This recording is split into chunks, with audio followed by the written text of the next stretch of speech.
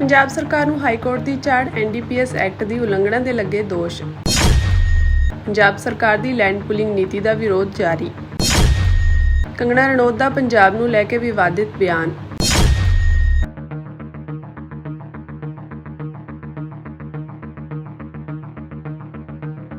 Punjab Haryana high court ਨੇ ਪੰਜਾਬ ਸਰਕਾਰ ਦੀ ਨਸ਼ਿਆਂ ਵਿਰੁੱਧ ਜੰਗ ਮੁਹਿੰਮ ਤੇ ਗੰਭੀਰ ਸਵਾਲ ਚੁੱਕੇ ਹਨ।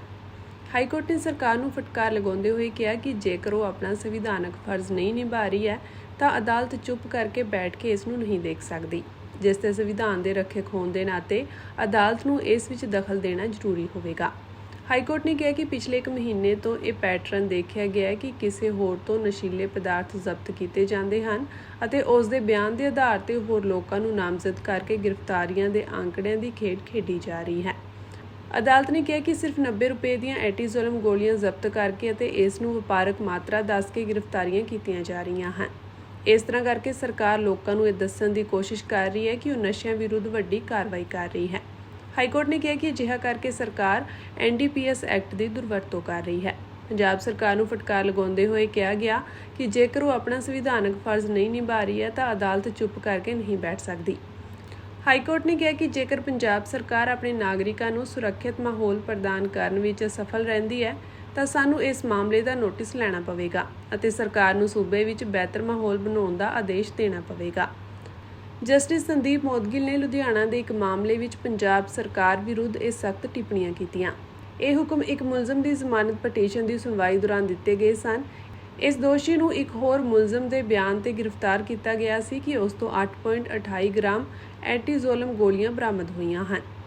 ਮੁਲਜ਼ਮ ਦੇ ਵਕੀਲ ਨੇ ਕਿਹਾ ਕਿ ਇਹਨਾਂ ਗੋਲੀਆਂ ਦੀ ਕੀਮਤ ਬਾਜ਼ਾਰ ਵਿੱਚ ਸਿਰਫ 90 ਰੁਪਏ ਹੈ। ਇਸ ਦੇ ਬਾਵਜੂਦ ਇਸ ਨੂੰ ਗੰਭੀਰ ਅਪਰਾਧ ਦੀ ਸ਼੍ਰੇਣੀ ਵਿੱਚ ਰੱਖਿਆ ਗਿਆ ਹੈ। ਮੁਲਜ਼ਮ ਦੇ ਵਕੀਲ ਨੇ ਸਰਕਾਰ ਤੇ ਇਲਜ਼ਾਮ ਲਗਾਇਆ ਕਿ ਸਰਕਾਰ ਆਉਣ ਵਾਲੀਆਂ ਵਿਧਾਨ ਸਭਾ ਚੋਣਾਂ ਵਿੱਚ ਇਸ ਦਾ ਫਾਇਦਾ ਉਠਾਉਣ ਲਈ ਨਸ਼ਿਆਂ ਵਿਰੁੱਧ ਮੁਹਿੰਮ ਚਲਾ ਕੇ ਗ੍ਰਿਫਤਾਰੀਆਂ ਦੀ ਗਿਣਤੀ ਵਿੱਚ ਵਾਧਾ ਦਿਖਾਉਣ ਦੀ ਕੋਸ਼ਿਸ਼ ਕਰ ਰਹੀ ਹੈ। ਉਹ ਪੰਜਾਬ ਵਿੱਚ ਨਸ਼ਿਆਂ ਵਿਰੁੱਧ ਵੱਡੀ ਕਾਰਵਾਈ ਕਰ ਰਹੀ ਹੈ, ਪਰ ਅਜਿਹਾ ਕਰਕੇ ਸਰਕਾਰ ਕਈ ਮਾਸੂਮ ਲੋਕਾਂ ਨੂੰ ਫਸਾਉਣ ਦੀ ਕੋਸ਼ਿਸ਼ ਵੀ ਕਰ ਰਹੀ ਹੈ। ਇਸ ਤੇ ਹਾਈ ਕੋਰਟ ਨੇ ਇਹ ਵੀ ਕਿਹਾ ਕਿ ਪਿਛਲੇ 1 ਮਹੀਨੇ ਤੋਂ ਖੁਦ ਅਜਿਹੇ ਮਾਮਲਿਆਂ ਦੇ ਪੈਟਰਨ ਨੂੰ ਦੇਖ ਰਹੇ ਹਨ ਅਤੇ ਅਜਿਹੇ ਮਾਮਲੇ ਹਾਈ ਕੋਰਟ ਵਿੱਚ ਆਉਣੇ ਸ਼ੁਰੂ ਹੋ ਗਏ ਹਨ, ਜਿੱਥੇ ਬਰਾਮਦ ਕੀਤੀ ਗਈ ਨਸ਼ੀਲੇ ਪਦਾਰਥ ਦੀ ਕੀਮਤ 100 ਰੁਪਏ ਤੋਂ ਘੱਟ ਹੈ, ਪਰ ਇਸ ਨੂੰ ਵਪਾਰਕ ਮਾਤਰਾ ਦੱਸ ਕੇ ਗ੍ਰਿਫਤਾਰੀਆਂ ਕੀਤੀਆਂ ਜਾ ਰਹੀਆਂ ਹਨ। ਇਹ ਸਪਸ਼ਟ ਹੈ ਕਿ NDPS ਐਕਟ ਦੀ ਵੱਡੇ ਪੱਧਰ ਤੇ ਦੁਰਵਰਤੋਂ ਕੀਤੀ ਜਾ ਰਹੀ ਹੈ। ਇਸ ਲਈ ਹਾਈ ਕੋਰਟ ਨੇ ਮੁਲਜ਼ਮ ਨੂੰ ਸ਼ਰਤੀਆ ਜ਼ਮਾਨਤ ਦਿੰਦੇ ਹੋਏ ਹੁਣ ਇਸ ਪੂਰੇ ਮਾਮਲੇ ਵਿੱਚ ਪੰਜਾਬ ਸਰਕਾਰ ਤੋਂ ਜਵਾਬ ਮੰਗਿਆ ਹੈ ਅਤੇ ਸਰਕਾਰ ਨੂੰ 8 ਅਗਸਤ ਨੂੰ ਮਾਮਲੇ ਦੀ ਅਗਲੀ ਸੁਣਵਾਈ ਤੇ ਜਵਾਬ ਦਾਇਰ ਕਰਨ ਦੇ ਹੁਕਮ ਦਿੱਤੇ ਗਏ ਹਨ। 28 जुलाई को लैंड पूलिंग पॉलिसी के खिलाफ भगवंत मान सरकार के खिलाफ हम लोग मांग पत्र DC ऑफिस पंजाब में हम लोग देंगे। और भगवंत मान सरकार ये बोल रही है कि हम किसान की मर्जी के बगैर जमीन नहीं लेंगे। जब ये नोटिफिकेशन हो गया, वो एक्ट बोल रहा है कि अब कोई भी किसान अपनी मर्जी से जमीन बेच नहीं सकता। ਪੰਜਾਬ ਵਿੱਚ ਸਰਕਾਰ ਦੀ ਲੈਂਡ ਪੋਲਿੰਗ ਨੀਤੀ ਦਾ ਵਿਰੋਧ ਲਗਾਤਾਰ ਜਾਰੀ ਹੈ। ਇਸੇ ਦੇ ਮੱਦੇਨਜ਼ਰ ਅੱਜ ਦਿੱਲੀ ਵਿਖੇ ਕਿਸਾਨਾਂ ਦੀ ਅਹਿਮ ਮੀਟਿੰਗ ਹੋਈ। ਕਿਸਾਨ ਆਗੂ ਸਰਵਣ ਸਿੰਘ ਪੰਧੇਰ ਨੇ ਕਿਹਾ ਕਿ ਲੰਮੇ ਸਮੇਂ ਤੋਂ ਸਰਕਾਰ ਕਿਸਾਨ ਵਿਰੋਧੀ ਕਾਰਵਾਈਆਂ ਕਰ ਰਹੀ ਹੈ। ਪੰਜਾਬ ਦੇ ਕਿਸਾਨ ਆਪਣੀਆਂ ਜ਼ਮੀਨਾਂ ਕਦੇ ਵੀ ਕਾਰਪੋਰੇਟਾਂ ਦੇ ਹੱਥਾਂ ਵਿੱਚ ਨਹੀਂ ਦੇਣਗੇ। डोंगरी बांध जो बनने जा रहा उधर, उनके ऊपर 75 गांव का उजाड़ा तय हो रहा है।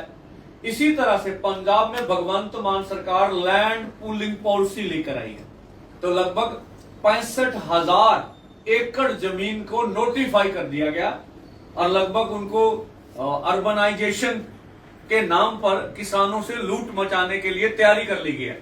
और भगवंत मान सरकार ये बोल रही है कि हम किसान की मर्जी के बगैर जमीन नहीं लेंगे।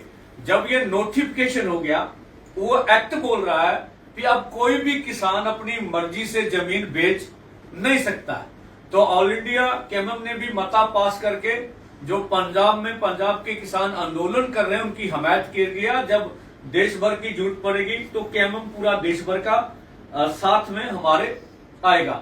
तो हमने सबने आज फैसला करके उसकी सपोर्ट करने का फैसला किया। इसके लिए भी हमारी पूरी एकता हो।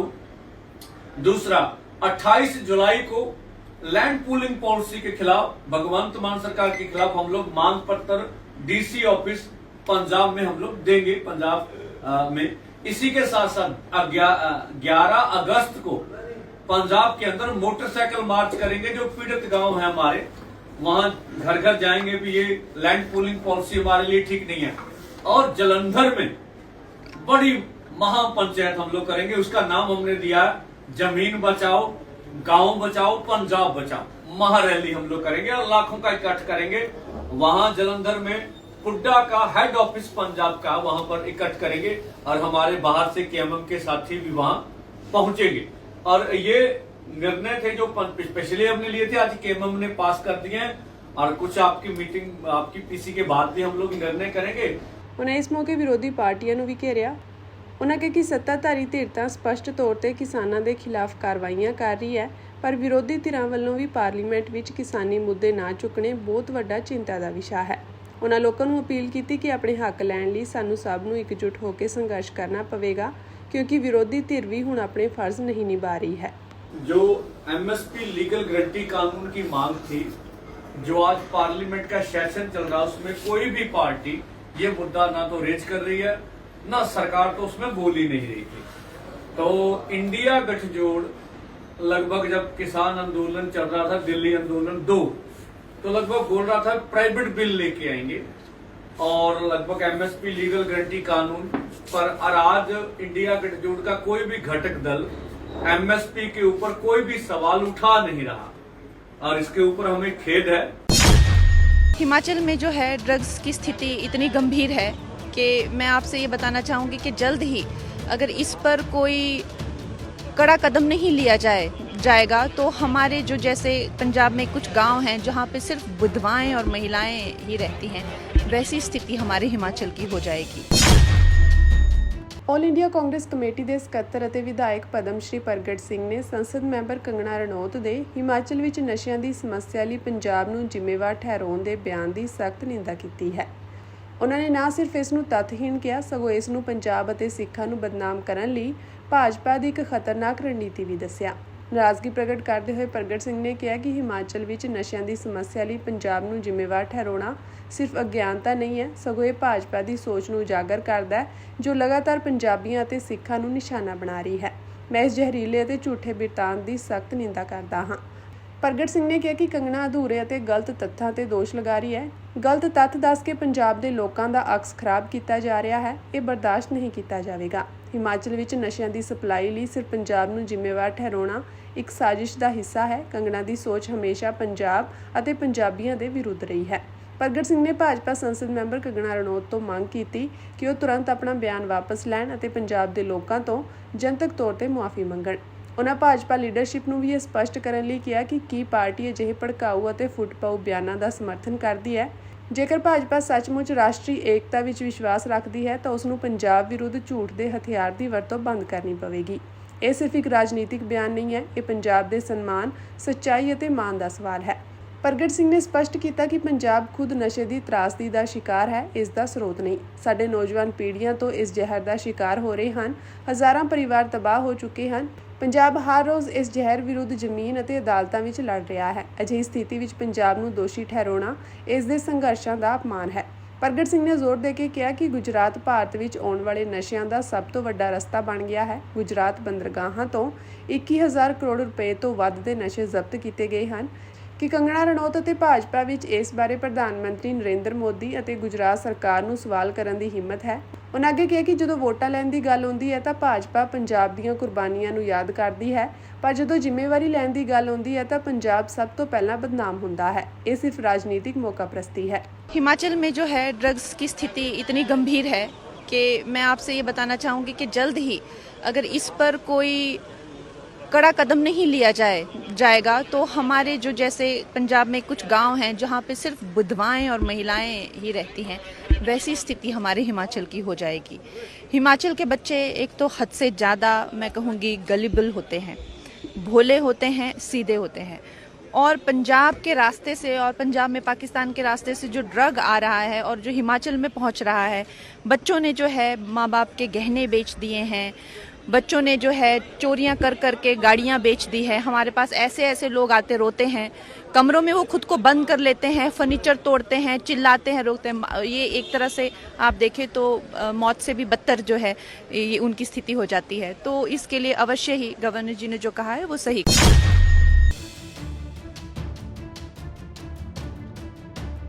ਚੀਨ ਨੇ ਪੈਂਗੋਂਗ ਝੀਲ ਦੇ ਪੂਰਬੀ ਕੰਢੇ ਤੇ ਇੱਕ ਫੌਜੀ ਢਾਂਚਾ ਲਗਭਗ ਮੁਕੰਮਲ ਕਰ ਲਿਆ ਹੈ। ਇਸ ਢਾਂਚੇ ਵਿੱਚ ਗੱਡੀਆਂ ਵਾਸਤੇ ਥਾਂ, ਵੱਡੇ ਸਾਜੋ ਸਮਾਨ ਲਈ ਇੱਕ ਉੱਚੀ ਇਮਾਰਤ ਅਤੇ ਸੁਰੱਖਿਅਤ ਭੰਡਾਰ ਇਲਾਕੇ ਸ਼ਾਮਿਲ ਹਨ। ਇਹ ਜਗ੍ਹਾ ਇੱਕ ਚੀਨੀ ਰਾਡਾਰ ਕੰਪਲੈਕਸ ਦੇ ਨੇੜੇ ਹੈ, ਜਿਸ ਤੋਂ ਇਹ ਸੰਕੇਤ ਮਿਲਦੇ ਹਨ ਕਿ ਭਵਿੱਖ ਵਿੱਚ ਇੱਥੇ ਹਵਾਈ ਸੁਰੱਖਿਆ ਪ੍ਰਣਾਲੀ ਜਾਂ ਅਜਿਹੇ ਹੋਰ ਹਥਿਆਰ ਤੈਨਾਤ ਕੀਤੇ ਜਾ ਸਕਦੇ ਹਨ। ਇਹ ਜਾਣਕਾਰੀ ਜਨਤਕ ਹੋਈਆਂ ਸੈਟੇਲਾਈਟ ਤਸਵੀਰਾਂ ਰਾਹੀਂ ਸਾਹਮਣੇ ਆਈ ਹੈ।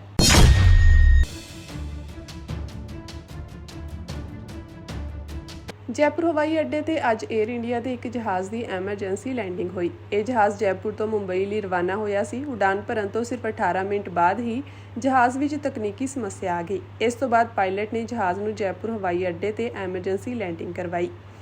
ਇਸ ਵੇਲੇ ਸਾਰੇ ਯਾਤਰੀ ਫਲਾਈਟ ਵਿੱਚ ਮੌਜੂਦ ਸਨ। ਹਵਾਈ ਅੱਡੇ ਦੀ ਤਕਨੀਕੀ ਟੀਮ ਫਲਾਈਟ ਦੀ ਜਾਂਚ ਵਿੱਚ ਰੁੱਝੀ ਹੋਈ ਹੈ। ਸੂਤਰਾਂ ਅਨੁਸਾਰ ਟੇਕ ਆਫ ਤੋਂ ਬਾਅਦ ਪਾਇਲਟ ਨੂੰ ਫਲਾਈਟ ਦੇ ਕਾਰਗੋ ਦਾ ਗੇਟ ਖੁੱਲ੍ਹਣ ਦਾ ਸੰਕੇਤ ਮਿਲਿਆ। ਦਰਅਸਲ 에ਅਰ ਇੰਡੀਆ ਦੀ ਉਡਾਨ AI 612 ਅੱਜ ਦੁਪਹਿਰ 1:35 ਤੇ ਜੈਪੁਰ ਤੋਂ ਮੁੰਬਈ ਹਵਾਈ ਅੱਡੇ ਲਈ ਰਵਾਨਾ ਹੋਣੀ ਸੀ। ਜਹਾਜ਼ ਨੇ ਆਪਣੇ ਨਿਰਧਾਰਿਤ ਸਮੇਂ ਤੋਂ 23 ਮਿੰਟ ਦੇਰੀ ਨਾਲ ਮੁੰਬਈ ਲਈ ਉਡਾਨ ਭਰੀ। ਜਿਵੇਂ ਹੀ ਪਾਇਲਟ ਨੂੰ ਕਾਰਗੋ ਗੇਟ ਸਾਈਨ ਮਿਲਿਆ, ਉਸਨੇ 에ਅਰ ਟ੍ਰੈਫਿਕ ਕੰਟਰੋਲ ਯੂਨਿਟ ਨਾਲ ਸੰਪਰਕ ਕੀਤਾ ਅਤੇ ਜੈਪੁਰ ਹਵਾਈ ਅੱਡੇ ਤੇ ਉਡਾਨ ਦੀ ਐਮਰਜੈਂਸੀ ਲੈਂਡਿੰਗ ਦੀ ਇਜਾਜ਼ਤ ਮੰਗੀ। ਉਡਾਨ ਭਰਨ ਤੋਂ ਸਿਰਫ 18 ਮਿੰਟ ਬਾਅਦ ਫਲਾਈਟ ਨੂੰ ਜੈਪੁਰ ਹਵਾਈ ਅੱਡੇ ਤੇ ਐਮਰਜੈਂਸੀ ਲੈਂਡਿੰਗ ਕਰਨੀ ਪਈ। ਹਾਲਾਂਕਿ ਫਿਲਹਾਲ 에ਅਰ ਇੰਡੀਆ ਵੱਲੋਂ ਉਡਾਨ ਦੀ ਲੈਂਡਿੰਗ ਸੰਬੰਧੀ ਕੋਈ ਅਧਿਕਾਰਤ ਬਿਆਨ ਜਾਰੀ ਨਹੀਂ ਕੀਤਾ ਗਿਆ ਹੈ। ਜੈਪੁਰ ਹਵਾਈ ਅੱਡੇ ਦੀ ਟੀਮ ਵੀ ਇਸ ਸਮੇਂ ਜਹਾਜ਼ ਦੀ ਜਾਂਚ ਕਰ ਰਹੀ ਹੈ। ਸੋ ਗੁਰੂ ਤੇਗ ਬਹਾਦਰ ਜੀ ਦਾ ਸ਼ਹਾਦਤ ਦਿਵਸ ਆ ਤੇ ਉਸ ਦੇ ਆਯੋਜਿਤ ਸਰਕਾਰੀ ਸਮਾਗਮ ਦੇ ਵਿੱਚ ਭੰਗੜੇ ਪਾਏ ਜਾ ਰਹੇ ਨੇ ਤੇ ਗਾਣੇ ਗਾਏ ਜਾ ਰਹੇ ਨੇ। ਇਹ ਆਪਣੇ ਆਪ ਦੇ ਵਿੱਚ ਇੱਕ ਵੱਡਾ ਸਵਾਲ ਹੈ ਜਿਹੜਾ ਕਿ ਸੰਗਤ ਦੇ ਵਿੱਚ ਭਾਰੀ ਰੋਸ ਹੈ। ਇਸ ਸਰਕਾਰ ਦੇ ਵਿੱਚ ਪੰਜਾਬ ਦੇ ਵਿੱਚ ਜਿਹੜੀ ਆ ਭਗਵੰਤ ਮਾਨ ਜੀ ਕਹਿੰਦੇ ਸਾਡੇ ਕੋਲ ਕਾਪੀਰਾਈਟ ਆ। ਸੋ ਇਹ ਗੱਲ ਹੁਣ ਕਾਪੀਰਾਈਟ ਭੰਗੜੇ ਦਾ ਵਾ ਭਗਵੰਤ ਮਾਨ ਜੀ ਕੋਲੇ, ਉਹਨਾਂ ਨੇ ਭੰਗੜਾ ਪਾਤਾ। ਸ਼੍ਰੋਮਣੀ ਗੁਰਦੁਆਰਾ ਪ੍ਰਬੰਧਕ ਕਮੇਟੀ ਦੇ ਪ੍ਰਧਾਨ ਐਡਵੋਕੇਟ ਹਰਜਿੰਦਰ ਸਿੰਘ ਧਾਮੀ ਨੇ ਪੰਜਾਬ ਸਰਕਾਰ ਦੇ ਭਾਸ਼ਾ ਵਿਭਾਗ ਵੱਲੋਂ ਸ਼੍ਰੀਨਗਰ ਵਿਖੇ ਸ੍ਰੀ ਗੁਰੂ ਤੇਗ ਬਹਾਦਰ ਸਾਹਿਬ ਜੀ ਦੀ 350 ਸਾਲਾ ਸ਼ਹੀਦੀ ਸ਼ਤਾਬਦੀ ਨੂੰ ਸਮਰਪਿਤ ਕਰਵਾਏ ਸੈਮੀਨਾਰ ਦੌਰਾਨ ਨੱਚ ਗਾ ਕੇ ਕੀਤੇ ਮਨੋਰੰਜਨ ਪ੍ਰਦਰਸ਼ਨਾਂ ਦੀ ਸਖਤ ਨਿੰਦਾ ਕੀਤੀ ਹੈ। ਉਨ੍ਹਾਂ ਕਿਹਾ ਕਿ ਪੰਜਾਬ ਸਰਕਾਰ ਦੇ ਭਾਸ਼ਾ ਵਿਭਾਗ ਦੇ ਸਮਾਗਮ ਵਿੱਚ ਜਿਸ ਤਰ੍ਹਾਂ ਗੁਰੂ ਸਾਹਿਬ ਦੀ ਪਵਿੱਤਰ ਸ਼ਹਾਦਤ ਦੀ ਭਾਵਨਾ ਵਿਰੁੱਧ ਪੇਸ਼ਕਾਰੀਆਂ ਕੀਤੀਆਂ ਗਈਆਂ, ਉਸ ਨਾਲ ਸ਼ਹਾਦਤ ਦੇ ਸੰਕਲਪ ਦੇ ਨਾਲ-ਨਾਲ ਗੁਰਮਤਿ ਮਰਿਆਦਾ ਅਤੇ ਗੁਰੂ ਸਾਹਿਬ ਦੀ ਵਿਚਾਰਧਾਰਾ ਨੂੰ ਭਾਰੀ ਸੱਟ ਵੱਜੀ ਹੈ। ਐਡਵੋਕੇਟ ਧਾਮੀ ਨੇ ਕਿਹਾ ਕਿ ਸ੍ਰੀ ਗੁਰੂ ਤੇਗ ਬਹਾਦਰ ਸਾਹਿਬ ਜੀ ਦੀ ਸ਼ਹਾਦਤ ਦੁਨੀਆ ਦੇ ਧਾਰਮਿਕ ਇਤਿਹਾਸ ਅੰਦਰ ਸਰਵਉੱਚ ਤੇ ਲਾਸਾਨੀ ਹੈ। ਇਸ ਲਈ ਗੁਰੂ ਸਾਹਿਬ ਦੀ ਸ਼ਹੀਦੀ ਸ਼ਤਾਬਦੀ ਸੰਬੰਧੀ ਕਰਵਾਏ ਜਾਣ ਵਾਲੇ ਹਰ ਸਮਾਗਮ ਦੀ ਰੂਪਰੇਖਾ ਸਿੱਖ ਮਰਿਆਦਾ, ਸ਼ਰਧਾ, ਸੰਜਮ ਅਤੇ ਗੁਰਬਾਣੀ ਦੇ ਸਤਿਕਾਰ ਦੀ ਭਾਵਨਾ ਦੇ ਅਨੁਕੂਲ ਹੋਣੀ ਲਾਜ਼ਮੀ ਹੈ। ਪਰ ਭਾਸ਼ਾ ਵਿਭਾਗ ਪੰਜਾਬ ਨੇ ਇਸ ਮੌਕੇ ਨੂੰ ਮਨੋਰੰਜਨ ਦਾ ਸਾਧਨ ਬਣਾ ਕੇ ਸਿੱਖ ਸੰਗਤਾਂ ਦੀਆਂ ਭਾਵਨਾਵਾਂ ਤੇ ਗਹਿਰੀ ਸੱਟ ਮਾਰੀ ਹੈ। ਉਨ੍ਹਾਂ ਆਖਿਆ ਕਿ ਇਸੇ ਲਈ ਸ਼੍ਰੋਮਣੀ ਕਮੇਟੀ ਨੇ ਪਹਿਲਾਂ ਹੀ ਸਪਸ਼ਟ ਕੀਤਾ ਹੋਇਆ ਹੈ ਕਿ ਗੁਰੂ ਸਾਹਿਬਾਨ ਦੀਆਂ ਸ਼ਤਾਬਦੀਆਂ ਅਤੇ ਪੂਰਵ ਸਿੱਖ ਸੰਸਥਾਵਾਂ ਵੱਲੋਂ ਹੀ ਮਨਾਏ ਜਾਣੇ ਚਾਹੀਦੇ ਹਨ, ਕਿਉਂਕਿ ਸਰਕਾਰਾਂ ਅਤੇ ਸਰਕਾਰੀ ਅਦਾਰਿਆਂ ਲਈ ਗੁਰਮਤਿ ਮਰਿਆਦਾ ਦੀ ਸਹੀ ਪਾਲਣਾ ਔਖਾ ਕੰਮ ਹੈ। ਪੰਜਾਬ ਸਰਕਾਰ ਦੇ ਭਾਸ਼ਾ ਵਿਭਾਗ ਦੀ ਤਾਜ਼ਾ ਹਰਕਤ ਨੇ ਸ਼੍ਰੋਮਣੀ ਕਮੇਟੀ ਦੇ ਖਦਸ਼ੇ ਉੱਤੇ ਮੁਹਰ ਲਗਾ ਦਿੱਤੀ ਹੈ, ਜਿਸ ਨੂੰ ਮੁੱਖ ਮੰਤਰੀ ਤੁਰੰਤ ਸਮਝਣ ਅਤੇ ਸਰਕਾਰੀ ਤੌਰ ਤੇ ਕੇਵਲ ਵਿਕਾਸ ਕਾਰਜਾਂ ਤੱਕ ਹੀ ਜ਼ਿੰਮੇਵਾਰੀ ਨਿਭਾਉਣ। ਐਡਵੋਕੇਟ ਧਾਮੀ ਨੇ ਜ਼ੋਰ ਦੇ ਕੇ ਕਿਹਾ ਕਿ ਸਿੱਖ ਗੁਰਪੁਰਬ ਕੋਈ ਸਧਾਰਨ ਜਸ਼ਨ ਜਾਂ ਮਨੋਰੰਜਕ ਤਿਉਹਾਰ ਨਹੀਂ, ਸਗੋਂ ਆਤਮਿਕ ਜਾਗਰੂਕਤਾ ਅਤੇ ਗੁਰਮਤਿ ਸਿਧਾਂਤਾਂ ਨੂੰ ਸਮਰਪਿਤ ਸਮਾਗਮ ਹਨ। ਇਹਨਾਂ ਵਿੱਚ ਸ਼ਬਦ ਕੀਰਤਨ, ਗੁਰਮਤਿ ਚਿੰਤਨ, ਗੁਰਬਾਣੀ ਪਾਠ, ਸੇਵਾ ਅਤੇ ਸਿਮਰਨ ਵਰਗੀਆਂ ਪਵਿੱਤਰ ਗਤੀਵਿਧੀਆਂ ਸ਼ਾਮਿਲ ਹੁੰਦੀਆਂ ਹਨ।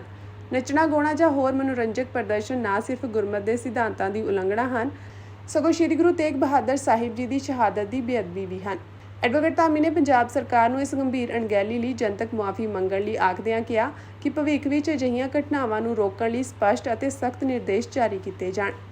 ਉਨ੍ਹਾਂ ਕਿਹਾ ਕਿ ਸਿੱਖ ਧਰਮ ਦੀਆਂ ਪਵਿੱਤਰ ਪਰੰਪਰਾਵਾਂ ਅਤੇ ਗੁਰੂ ਸਾਹਿਬਾਨ ਦੀ ਮਰਿਆਦਾ ਨਾਲ ਕਿਸੇ ਵੀ ਕਿਸਮ ਦੀ ਬੇਅਦਬੀ ਸਿੱਖ ਕੌਮ ਕਦੇ ਵੀ ਸਹਿਣ ਨਹੀਂ ਕਰੇਗੀ। ਇੱਕ ਕਹਾਵਤ ਆ, ਕਹਿੰਦੇ ਕੋਹ ਨਾ ਚੱਲੀ ਤੇ ਬਾਬਾ ਧਿਆਈ। ਜਿਹੜਾ ਪਿਛਲੇ ਦਿਨਾਂ ਵਿੱਚ ਸ਼੍ਰੋਮਣੀ ਕਮੇਟੀ ਪ੍ਰਧਾਨ ਸਾਹਿਬ ਨੇ ਪੰਜਾਬ ਸਰਕਾਰ ਨੂੰ ਜਿਹੜੀ ਇੱਕ ਗੱਲ ਚਤਾਈ ਸੀ ਕਿ ਜਿਹੜਾ ਸਰਕਾਰ ਦਾ ਕੰਮ ਆ ਉਹ ਸਰਕਾਰ ਕਰੇ ਤੇ ਜਿਹੜੇ ਧਾਰਮਿਕ ਸਮਾਗਮ ਆ ਉਹਦੇ ਵਿੱਚ ਸ਼੍ਰੋਮਣੀ ਕਮੇਟੀ ਜਿਹੜੇ ਸਮਾਗਮ ਕਰਦੀ ਆ ਉਹਨਾਂ ਵਿੱਚ ਸਰਕਾਰ ਜਿਹੜੀ ਹੈ ਸ਼ਾਮਲ ਹੋਵੇ।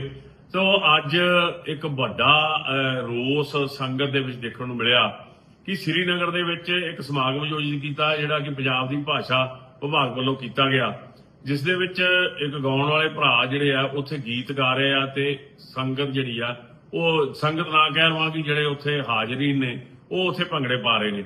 ਸੋ ਗੁਰੂ ਤੇਗ ਬਹਾਦਰ ਜੀ ਦਾ ਸ਼ਹਾਦਤ ਦਿਵਸ ਆ ਤੇ ਉਸ ਦੇ ਆਯੋਜਿਤ ਸਰਕਾਰੀ ਸਮਾਗਮ ਦੇ ਵਿੱਚ ਭੰਗੜੇ ਪਾਏ ਜਾ ਰਹੇ ਨੇ ਤੇ ਗਾਣੇ ਗਾਏ ਜਾ ਰਹੇ ਨੇ। ਇਹ ਆਪਣੇ ਆਪ ਦੇ ਵਿੱਚ ਇੱਕ ਵੱਡਾ ਸਵਾਲ ਹੈ ਜਿਹੜਾ ਕਿ ਸੰਗਤ ਦੇ ਵਿੱਚ ਭਾਰੀ ਰੋਸ ਹੈ, ਕਿਉਂਕਿ ਅਸੀਂ ਪਹਿਲਾਂ ਵੀ ਇਹੀ ਗੱਲ ਕਹੀ ਸੀ ਕਿ ਇਹ ਜਿਹੜੇ ਧਾਰਮਿਕ ਸਮਾਗਮ ਨੇ ਇਹਨਾਂ ਦੀਆਂ ਮਰਜ਼ਾਦਾਵਾਂ ਦਾ ਜਿਹੜਾ ਖਿਆਲ ਹੈ ਜਾਂ ਡਿਊਟੀ ਹੈ ਉਹ ਸ਼੍ਰੋਮਣੀ ਕਮੇਟੀ ਬਖੂਬੀ ਨਿਭਾ ਸਕਦੀ ਹੈ। ਜੇ ਬਿਹਾਰ ਸਰਕਾਰ ਸਾਰਾ ਖਰਚਾ ਕਰਕੇ ਤੇ ਧਾਰਮਿਕ ਸਮਾਗਮਾਂ ਦਾ ਪ੍ਰਬੰਧ ਸ਼੍ਰੋਮਣੀ ਕਮੇਟੀ ਨੂੰ ਦੇ ਸਕਦੀ ਆ, ਤਾਂ ਇਸ ਸਰਕਾਰ ਦੇ ਵਿੱਚ ਪੰਜਾਬ ਦੇ ਵਿੱਚ ਜਿਹੜੀ ਆ ਭਗਵੰਤ ਮਾਨ ਜੀ ਕਹਿੰਦੇ ਸਾਡੇ ਕੋਲ ਕਾਪੀਰਾਈਟ ਆ। ਸੋ ਇਹ ਗੱਲ ਹੁਣ ਕਾਪੀਰਾਈਟ ਭੰਗੜੇ ਦਾ ਵਾ ਭਗਵੰਤ ਮਾਨ ਜੀ ਕੋਲੇ, ਉਹਨਾਂ ਨੇ ਭੰਗੜਾ ਪਾਤਾ। ਸੋ ਸੰਗਤ ਦੇ ਵਿੱਚ ਭਾਰੀ ਰੋਸ ਆ, ਇਸ ਦੀ ਡਟ ਕੇ ਨਿਖੇਧੀ ਕਰਦੀ ਆ ਸ਼੍ਰੋਮਣੀ ਗੁਰਦੁਆਰਾ ਪ੍ਰਬੰਧਕ ਕਮੇਟੀ ਤੇ ਸੰਗਤ ਹੀ ਇਸ ਗੱਲ ਦਾ ਜਵਾਬ ਪੁੱਛੇ ਕਿ ਜਿਹੜਾ ਕੁਝ ਕੀਤਾ ਜਾ ਰਿਹਾ, ਅਸੀਂ ਤਾਂ ਸਰਕਾਰ ਨੂੰ ਨਹੀਂ ਰੋਕਿਆ, ਅਸੀਂ ਤਾਂ ਉੱਥੇ ਜਾ ਕੇ ਸ੍ਰੀਨਗਰ ਕੋਈ ਸ਼੍ਰੋਮਣੀ ਕਮੇਟੀ ਨੇ ਤਾਂ ਕੋਈ ਰੁਕਾਵਟ ਨਹੀਂ ਪਾਈ, ਨਾ ਅਸੀਂ ਪਾਉਣੀ ਆ। ਪਰ ਜਿਹੜਾ ਕੰਮ ਸਰਕਾਰ ਦੇ ਕਰਨ ਵਾਲੇ ਨੇ, ਸੜਕਾਂ ਬਣਾਉਣੀਆਂ, ਪ੍ਰਬੰਧ ਕਰਨੇ, ਟੈਂਟ ਸਿਟੀ ਬਣਾਉਣੀ, ਹੋਰ ਯਾਤਰੂਆਂ ਦਾ ਪ੍ਰਬੰਧ ਕਰਨਾ, ਉਹ ਸਰਕਾਰਾਂ ਦਾ ਕੰਮ ਹੁੰਦਾ। ਅੱਜ ਇਹ ਇਸ ਗੱਲ ਦਾ ਜਵਾਬ ਮਿਲ ਗਿਆ, ਹਾਲੇ ਮੈਨੂੰ ਲੱਗਦਾ ਕੰਮ ਸ਼ੁਰੂ ਨਹੀਂ ਹੋਇਆ। ਸੋ ਇਹ ਇੱਕ ਬਹੁਤ ਵੱਡਾ ਅਫਸੋਸ ਹੈ ਕਿ ਕੋਈ ਵੀ ਗੱਲ ਹੈ ਉਸ ਨੂੰ ਜਿਹੜਾ ਕਿ ਰਾਜਨੀਤਿਕ ਰੰਗਤ ਦਿੱਤੀ ਜਾਂਦੀ ਆ। ਸੋ ਅਸੀਂ ਫੇਰ ਇਹ ਕਹਿੰਦੇ ਆ, ਸਾਡੀ ਕਹੀ ਹੋਈ ਗੱਲ ਨੂੰ ਰਾਜਨੀਤਿਕ ਰੰਗਤ ਦਿੱਤੀ ਜਾਂਦੀ ਆ, ਜਿਹੜੀ ਕਿ ਦੇਣ ਦੀ ਲੋੜ ਨਹੀਂ। ਸੁਹਿਰਦਤਾ ਨਾਲ ਗੁਰੂ ਤੇਗ ਬਹਾਦਰ ਜੀ ਮਹਾਰਾਜ ਜੀ ਦਾ ਜਿਹੜਾ ਸ਼ਤਾਬਦੀ ਸ਼ਹੀਦੀ ਆ ਉਸ ਨੂੰ ਵੱਡੇ ਪੱਧਰ ਤੇ ਮਨਾਈਏ। ਅਸੀਂ ਸਾਰਿਆਂ ਨੂੰ ਸੱਦਾ ਦੇਵਾਂਗੇ। ਸੋ ਜਿਹੜਾ ਜਿਸ ਦਾ ਕੰਮ ਆ ਉਹ ਕੰਮ ਕਰੇ। ਮੈਂ ਕਬੂਲ ਕਰਦਾ ਕਿ ਹਾਂ ਮੇਰੀ ਅਣਗਹਿਲੀ ਕਰਕੇ ਇਹ ਜਿਹੜੀ ਗਲਤੀ ਹੋਈ ਹੈ, ਇਹਦੀ ਜੋ ਵੀ ਬਣਦੀ ਸੇਵਾ ਹੈ ਮੈਨੂੰ ਸਿਰ ਮੱਥੇ ਮਨਜ਼ੂਰ ਹੈ। ਮੈਂ ਕਦੀ ਵੀ ਪੰਥ ਦੇ ਵਿਰੋਧ ਦੇ ਵਿੱਚ ਜਾਂ ਕੋਈ ਵੀ ਇਦਾਂ ਦੀ ਗੱਲ ਜਿਹੜੀ ਪੰਥ ਦੇ ਹਿੱਤ 'ਚ ਨਾ ਹੋਵੇ, ਮੈਂ ਕਦੀ ਇਦਾਂ ਦੀ ਗੱਲ ਨਾ ਕੀਤੀ ਹੈ, ਨਾ ਅੱਗੇ ਕਦੀ ਕਰ ਸਕਦਾ। ਦੂਜੇ ਪਾਸੇ ਭਾਸ਼ਾ ਵਿਭਾਗ ਪੰਜਾਬ ਵੱਲੋਂ ਸ਼੍ਰੀਨਗਰ ਵਿੱਚ ਕਰਵਾਏ ਸ੍ਰੀ ਗੁਰੂ ਤੇਗ ਬਹਾਦਰ ਜੀ ਦੇ ਸ਼ਹੀਦੀ ਸ਼ਤਾਬਦੀ ਸਮਾਗਮ ਵਿਵਾਦ ਤੇ ਗਾਇਕ ਬੀਰ ਸਿੰਘ ਨੇ ਵਿਵਾਦ ਨੂੰ ਵਾਧਾ ਵੇਖ ਕੇ ਹੱਥ ਜੋੜ ਕੇ ਮੁਆਫੀ ਮੰਗ ਲਈ ਹੈ। ਗਾਇਕ ਬੀਰ ਸਿੰਘ ਨੇ ਇੱਕ ਵੀਡੀਓ ਜਾਰੀ ਕਰਕੇ ਕਿਹਾ ਕਿ ਮੈਂ ਆਸਟ੍ਰੇਲੀਆ ਤੋਂ ਸਿੱਧਾ ਸ਼੍ਰੀਨਗਰ ਆਇਆ ਸੀ। ਉਹਨਾਂ ਕਿਹਾ ਕਿ ਮੇਰੀ ਮੈਨੇਜਮੈਂਟ ਦੀ ਗਲਤੀ ਹੈ ਕਿ ਉਹਨਾਂ ਨੇ ਸਾਰੇ ਪ੍ਰੋਗਰਾਮ ਦਾ ਵੇਰਵਾ ਮੇਰੇ ਨਾਲ ਸਾਂਝਾ ਨਹੀਂ ਕੀਤਾ ਸੀ। ਜਿਹੜੀ ਕੱਲ ਦੇ ਪ੍ਰੋਗਰਾਮ 'ਚ ਗਲਤੀ ਹੋਈ ਹੈ, ਉਹ ਗਲਤੀ ਬਹੁਤ ਵੱਡੀ ਅਣਗਹਿਲੀ ਤੇ ਅਣਜਾਣੇ ਦੇ ਵਿੱਚ ਹੋਈ ਗਲਤੀ ਹੈ, ਕਿਉਂਕਿ ਮੈਂ ਆਸਟ੍ਰੇਲੀਆ ਤੋਂ ਸਿੱਧਾ ਸ਼੍ਰੀਨਗਰ ਲੈਂਡ ਕੀਤਾ ਸੀ ਔਰ ਇੱਥੇ ਆ ਕੇ ਸਾਡੇ ਜਿਹੜੇ ਫੋਨ ਨੈਟਵਰਕ ਸੀਗੇ ਉਹ ਕੰਮ ਕਰਨੇ ਬੰਦ ਕਰ ਗਏ ਸੀਗੇ। ਔਰ ਮੇਰੀ ਮੈਨੇਜਮੈਂਟ ਦੀ ਗਲਤੀ ਹੈ ਕਿ ਪ੍ਰੋਗਰਾਮ ਦਾ ਸਾਰਾ ਵੇਰਵਾ ਜਿਹੜਾ ਹੈ ਉਹ ਮੇਰੇ ਤੱਕ ਨਹੀਂ ਸਾਂਝਾ ਕੀਤਾ ਗਿਆ। ਗਾਇਕ ਬੀਰ ਸਿੰਘ ਨੇ ਕਿਹਾ ਕਿ ਪ੍ਰੋਗਰਾਮ ਦੀ ਸ਼ੁਰੂਆਤ ਤੋਂ ਪਹਿਲਾਂ ਹੀ ਕੁਝ ਕਸ਼ਮੀਰੀ ਸੱਜਣਾ ਨੇ ਬੇਨਤੀ ਕੀਤੀ ਸੀ ਕਿ ਉਹ ਆਪਣੇ ਮਨ ਦੀ ਖੁਸ਼ੀ ਪ੍ਰਗਟ ਕਰਨਾ ਚਾਹੁੰਦੇ ਹਨ, ਸਾਨੂੰ ਕੁਝ ਐਵੇਂ ਦਾ ਗਾਣਾ ਵੀ ਸੁਣਾਓ। ਜਦੋਂ ਮੈਂ ਸਟੇਜ ਤੇ ਗਿਆ ਤਾਂ ਮੈਂ ਬੈਨਰ ਨਹੀਂ ਵੇਖਿਆ, ਕਿਉਂਕਿ ਗਾਇਕ ਦਾ ਹਮੇਸ਼ਾ ਹੀ ਧਿਆਨ ਦਰਸ਼ਕਾਂ ਵੱਲ ਹੁੰਦਾ ਹੈ। ਉਸ ਤੋਂ ਅਣਗਹਿਲੀ ਹੋਈ ਹੈ ਕਿਉਂਕਿ ਸਟੇਜ ਤੇ ਚੜ੍ਹਨ ਲੱਗਿਆਂ ਪ੍ਰੋਗਰਾਮ ਬਾਰੇ ਪੂਰੀ ਜਾਣਕਾਰੀ ਨਹੀਂ ਸੀ ਅਤੇ ਧਿਆਨ ਦਰਸ਼ਕਾਂ ਵੱਲ ਹੀ ਰਿਹਾ। ਔਰ ਸ਼ੁਰੂਆਤ ਤੋਂ ਪਹਿਲਾਂ ਹੀ ਮੈਨੂੰ ਕੁਝ ਕਸ਼ਮੀਰੀ ਸੱਜਣ ਔਰ ਸਿੱਖ ਵੀਰ ਸੀਗੇ ਜਿਨ੍ਹਾਂ ਨੇ ਮੈਨੂੰ ਰਿਕੁਐਸਟ ਕੀਤੀ ਸੀ ਕਿ ਅਸੀਂ ਬਹੁਤ ਟੈਨਸ਼ਨ ਤੇ ਫਿਕਰ ਦੇ ਮਾਹੌਲ 'ਚ ਜੀਨੇ, ਅਸੀਂ ਵੀ ਆਪਣੇ ਮਨ ਦੀ ਖੁਸ਼ੀ ਪ੍ਰਗਟ ਕਰਨਾ ਚਾਹੁੰਦੇ ਹਾਂ, ਤਾਂ ਸਾਨੂੰ ਕੁਝ ਇਦਾਂ ਦੇ ਗਾਣੇ ਵੀ ਸੁਣਾਇਓ ਜ਼ਰੂਰ।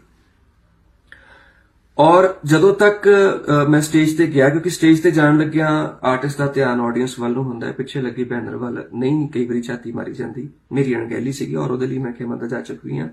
ਪ੍ਰੋਗਰਾਮ ਕਰਦੇ ਸਮੇਂ ਜਦੋਂ ਮੈਨੂੰ ਇਹ ਅਹਿਸਾਸ ਹੋਇਆ ਕਿ ਕੁਝ ਗਲਤ ਹੋ ਗਿਆ ਤਾਂ ਅਸੀਂ ਪ੍ਰੋਗਰਾਮ ਰੁਕਵਾ ਕੇ ਸਾਰਿਆਂ ਨੂੰ ਸਿਰ ਢੱਕਣ ਅਤੇ ਜੋੜੇ ਲਵਾ ਕੇ ਸ਼ਲੋਕ ਮਹੱਲਾ 9ਵਾਂ ਪੜ੍ਹਿਆ ਅਤੇ ਬਹੁਤ ਮਰਿਆਦਾ ਨਾਲ ਗੁਰੂ ਸਾਹਿਬ ਨੂੰ ਯਾਦ ਕੀਤਾ। ਪ੍ਰੋਗਰਾਮ ਦੇ ਬਾਰੇ ਜਦੋਂ ਅਸੀਂ ਕਰਦੇ ਸਾਨੂੰ ਇਸ ਗੱਲ ਦੀ ਰੀਅਲਾਈਜੇਸ਼ਨ ਹੋਈ ਕਿ ਗਲਤ ਹੋ ਗਿਆ, ਤਾਂ ਅਸੀਂ ਵਾਈਂਡ ਅਪ ਕਰਕੇ ਸਾਰਿਆਂ ਦੇ ਸਿਰ ਟਕਾ ਕੇ ਜੋੜੇ ਲਵਾ ਕੇ ਸ਼ਲੋਕ ਮਹੱਲਾ 9ਵਾਂ ਵੀ ਪੜ੍ਹਿਆ ਔਰ ਬੜੀ ਮਰਿਆਦਾ ਦੇ ਨਾਲ ਪੜ੍ਹ ਕੇ ਗੁਰੂ ਸਾਹਿਬ ਨੂੰ ਯਾਦ ਕੀਤਾ ਅਸੀਂ ਸਾਰਿਆਂ ਨੇ ਉੱਥੇ। ਔਰ ਬਹੁਤ ਸੁਹਿਰਦ ਤੇ ਸਿਆਣੇ ਸੱਜਣ ਵੀ ਉਸ ਮਹਿਫਿਲ ਦੇ ਵਿੱਚ ਬੈਠੇ ਹੋਏ ਸੀਗੇ ਜੀ। ਮੈਂ ਆਪਣਾ ਲਿਖਤੀ ਸਪਸ਼ਟੀਕਰਨ ਸ਼੍ਰੀ ਅਕਾਲ ਤਖਤ ਸਾਹਿਬ ਦੇ ਜਥੇਦਾਰ ਨੂੰ ਵੀ ਭੇਜਿਆ ਹੈ। ਮੈਂ ਕਬੂਲ ਕਰਦਾ ਹਾਂ ਕਿ ਇਹ ਮੇਰੀ ਅਣਗਹਿਲੀ ਕਾਰਨ ਗਲਤੀ ਹੋਈ ਹੈ। ਇਸ ਦੀ ਜੋ ਵੀ ਬਣਦੀ ਸੇਵਾ ਲੱਗੇਗੀ ਮੈਂ ਭੁਗਤਣ ਲਈ ਤਿਆਰ ਹਾਂ। ਮੈਂ ਅੱਜ ਸ਼ਾਮ ਨੂੰ ਹੀ ਸ਼੍ਰੀ ਅਕਾਲ ਤਖਤ ਸਾਹਿਬ ਵਿਖੇ ਪੇਸ਼ ਹੋਵਾਂਗਾ। ਮੈਂ ਆਪਣਾ ਲਿਖਤੀ ਸਪਸ਼ਟੀਕਰਨ ਅਕਾਲ ਤਖਤ ਸਾਹਿਬ ਜਥੇਦਾਰ ਸਾਹਿਬ ਨੂੰ ਵੀ ਭੇਜਿਆ ਹੈ ਔਰ ਮੈਂ ਕਬੂਲ ਕਰਦਾ ਕਿ ਹਾਂ ਮੇਰੀ ਅਣਗਹਿਲੀ ਕਰਕੇ ਇਹ ਜਿਹੜੀ ਗਲਤੀ ਹੋਈ ਹੈ, ਇਹਦੀ ਜੋ ਵੀ ਬਣਦੀ ਸੇਵਾ ਹੈ ਮੈਨੂੰ ਸਿਰ ਮੱਥੇ ਮਨਜ਼ੂਰ ਹੈ। ਮੈਂ ਤੁਹਾਡਾ ਹੀ ਬੱਚਾ ਹਾਂ ਜੀ, ਤੁਹਾਡੇ ਹੀ ਪਰਿਵਾਰਾਂ ਦਾ ਬੱਚਾ ਹੈ, ਸਿੱਖ ਬੱਚਾ ਹੈ ਔਰ ਮੈਂ ਕਦੀ ਵੀ ਪੰਥ ਦੇ ਵਿਰੋਧ ਦੇ ਵਿੱਚ ਜਾਂ ਕੋਈ ਵੀ ਇਦਾਂ ਦੀ ਗੱਲ ਜਿਹੜੀ ਪੰਥ ਦੇ ਹਿੱਤ 'ਚ ਨਾ ਹੋਵੇ, ਮੈਂ ਕਦੀ ਇਦਾਂ ਦੀ ਗੱਲ ਨਾ ਕੀਤੀ ਹੈ, ਨਾ ਅੱਗੇ ਕਦੀ ਕਰ ਸਕਦਾ। ਔਰ ਮੈਂ ਅੱਜ ਸ਼ਾਮ ਨੂੰ ਅਕਾਲ ਤਖਤ ਸਾਹਿਬ, ਅਜੇ ਤੱਕ ਹਾਲਾਂਕਿ ਮੈਨੂੰ ਕੋਈ ਚਿੱਠੀ ਜਾਂ ਕੋਈ ਸੰਦੇਸ਼ ਉੱਥੋਂ ਨਹੀਂ ਆਇਆ, ਮੈਂ ਆਪਣਾ ਫਰਜ਼ ਸਮਝਦੇ ਹੋਏ ਅੱਜ ਸ਼ਾਮ ਨੂੰ ਪੇਸ਼ ਹੋਵਾਂਗਾ ਜੀ। ਔਰ ਤੁਸੀਂ ਸਾਰੇ ਵੱਡੇ ਹੋ, ਮਾਫੀ ਦੇਣ ਯੋਗ ਹੋ, ਤੁਸੀਂ ਮਾਫ ਕਰ ਦਿਓ ਮੈਨੂੰ, ਔਰ ਅੱਗੇ ਤੋਂ ਇਨ ਫਿਊਚਰ ਇਹੋ ਜਿਹੀ ਗਲਤੀ ਨਹੀਂ ਹੋਊਗੀ। ਧੰਨਵਾਦ।